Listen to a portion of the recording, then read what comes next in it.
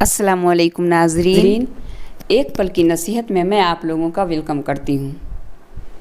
ناظرین، یہ حکایات شیخ سعدی سے لیا گیا واقعہ ہے کہ ایک عالم و فاضل استاد سے ایک شہزادہ بھی تعلیم پاتا تھا۔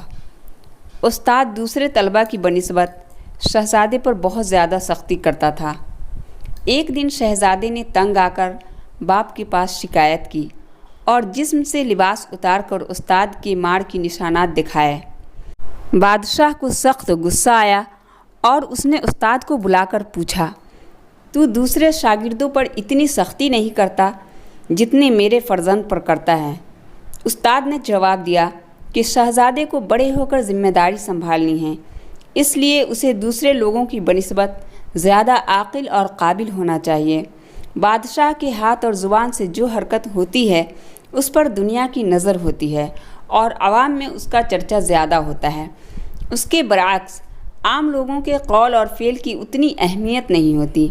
یہی سبب ہے کہ میں شہزادے کو تعلیم دینے اور اس کے اخلاق سنوارنے میں دوسروں سے امتیازی سلوک کرتا ہوں۔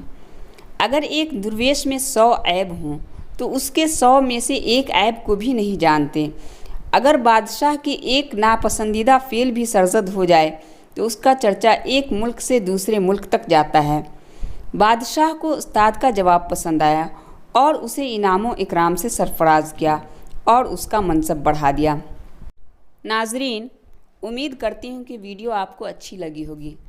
اگر اچھی لگی ہو تو ویڈیو کو لائک اور شیئر ضرور کیجیے گا اور آنے والے ہر ویڈیو کے لیے چینل کو سبسکرائب ضرور کیجیے گا۔ اللہ حافظ۔